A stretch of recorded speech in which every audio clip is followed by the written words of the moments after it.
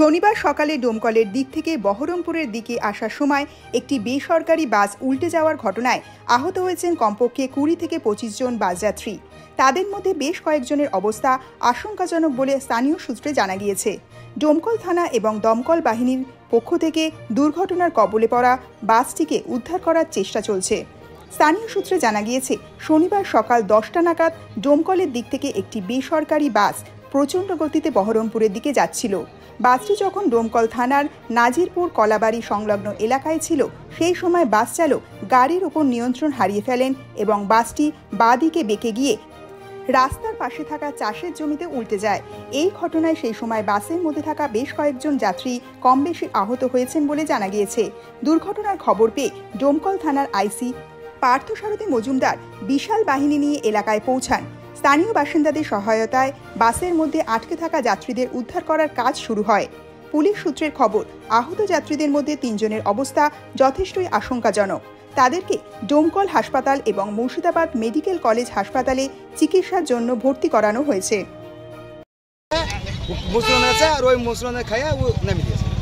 গাড়িকে ওভারটেক করতে গিয়ে আচ্ছা, কোন গাড়িকে ওভারটেক? লরি ছিল, লরিটা আর একটা গাড়ি জাইনে ছিল, যে লরিতে না মারে নিচে নেমে দিয়েছে। কেউ কি মারাটারা গিয়েছিল? না, মারাটারা জানি না, দুটো বাচ্চাই কঠিন অ্যাকশন। এখন কতজন আহত হয়েছে? আহত লাগেছে, যারা বাঁচাতে গেছে তাদেরও হাত পা কেটেছে। আচ্ছা, আপনারাই তো স্পটে ছিলেন, কাজ করছিলেন তখন? হ্যাঁ, আমরা স্পটে ছিলাম, আমরা যাই তো চাইলাম। আপনারাই উদ্ধার করলেন? হ্যাঁ। কতজনকে উদ্ধার করতে পেরেছেন আপনারা? আমরা ধরেন ১৫-২০ জন ছিল ভিতরে। আচ্ছা, আর আপাতত কেউ নেই? এখন তো না, আজকে আমি দেখলাম এখন কেউ নাই, চিটমি সব বার করা হলো। বার করে ড্রাইভার খালাসি কি জখম হয়েছে? না, কিছু হয়নি। কন্ট্রাক্টরকে দেখা যায়নি, ড্রাইভার পালিয়েছে, ড্রাইভার দেশে পালিয়েছে। আচ্ছা, নিয়ন্ত্রণ হারিয়ে বাস নয়নজলিতে পড়েছে, তাহলে ড্রাইভার পালালো কেন, কি মনে হচ্ছে? সেটা তো বলতে পারবো না।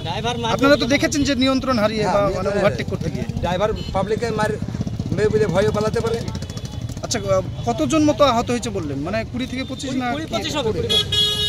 মানে তাদের অবস্থা খুব খারাপ, এমন কেউ আছে না, ওই বাচ্চা দুটো আর দুটো মেয়ে, খুব 4টে লোক খুব জানা গিয়েছে তারা কোথাকার যাত্রী? না, ওটা জানা যায়নি, আমরা তুলে দিয়েছি। এবারে এই লোক, স্থানীয় লোক যদি বলতে পারে। বাস কোন দিক থেকে কোন দিকে যাচ্ছিল? ডোমকল থেকে বহরমপুর ছিল। আপনার নাম?